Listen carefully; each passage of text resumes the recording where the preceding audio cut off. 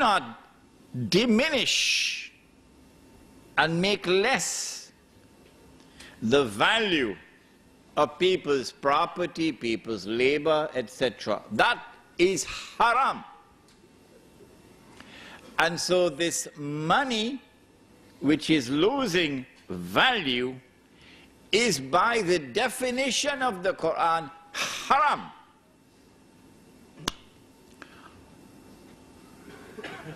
But we were asleep. Let me include myself in it so nobody will be angry with me. We were all asleep. And we didn't recognize that we were being taken for a ride.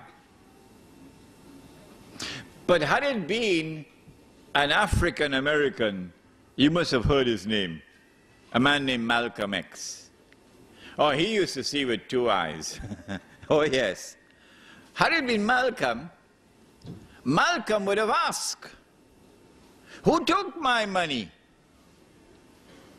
And how did they take it? And then it would have become clear that my loss was somebody else's gain. Let me repeat that. When my money could no longer buy a camel, it could only buy a donkey. The value of my labor has been diminished by half. My loss was somebody else's gain. 5 years later, when I take it out, can't buy a donkey anymore. Can only buy a goat now. And so my 1 month has now been diminished to 1 week. If this keeps on going on, I'm going to be enslaved. A new slavery will come upon the world if this keeps on going on like this. Surely it was time for the Ummah of Muhammad alayhi salatu wasalam to stop fighting amongst themselves over popcorn. Because that's what they're doing. Fighting over popcorn. While this massive betrayal of Islam is taking place, and we are blissfully ignorant of it. That's the price we pay when we only have scholarship but no nur. 5 years later, when you take out that money, can't buy a goat anymore. You only buy chicken and chips. That's where Indonesia is now. That is where Indonesia is now, chicken and chips. That's where Turkey is now, chicken and chips. Yes. And still we're fighting over popcorn. If you're 17 years of age tonight, son and daughter, this lecture is for you. They've been fighting over popcorn while the slavery has come upon us. The Indonesian rupiah is now trading at about 10 to 11,000 rupiah to $1 US. And you'd want to know, well, why is the relationship, the value of the money always linked to the US dollar? We'll explain to you that tonight. When the Indonesian rupiah collapsed 3 years ago, dramatically, there was nothing wrong with the Indonesian economy. The International Monetary Fund or the World Bank just 2 or 3 months earlier had given a clean bill of health to the Indonesian economy. Nothing significant had changed in that economy when George Soros and company attacked. And the banking centers around Indonesia attacked. Singapore, let's put it into the record tonight, is one of them. The Indonesian rupiah collapsed overnight. It was trading, I think, about 8,000 and it fell to 20,000 within a matter of 1 week.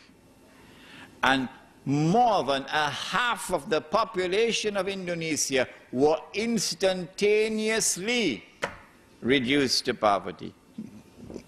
There is such massive poverty in Indonesia today that the country is riddled with violence. And our sisters, or let's put it, my sister and my daughter and my mother must now sell her body for $1. It's very cheap now, $1. Yeah, it's happening, while those fellows are fighting over popcorn. What about Turkey? It's not by accident that Indonesia was attacked. It's not by accident that Turkey was attacked like this. Because the Indonesian is different. He's a warrior, he's a fighter. He'll give his life for Islam, the Indonesian. And the Turkish Muslim in the villages are like that. They love the deen and they'll fight for it and they'll give their lives for it. But Israel needs Turkey. Israel needs the water of Turkey. And Israel needs the support and the alliance of the Turkish military of Mustafa Kemal. So in order for the military to take control of the country, and in order for Israel to get that supply of water from Turkey, you've got to enslave the Turkish masses. So do you know what is the value of the Turkish lira now? At what is it trading? Do you know? It is trading at 1.5 million Turkish liras to $1 US. Now, don't you think this is an important subject to teach? Yeah. Yes. And there are those who now will have to teach this subject after I leave Australia. Yeah. 5 years later, we take out the money, can't buy chicken and chips anymore. No? You don't believe me? It's coming. It's coming, it's around the corner. You can't buy chicken and chips with it anymore. You can use it as wallpaper.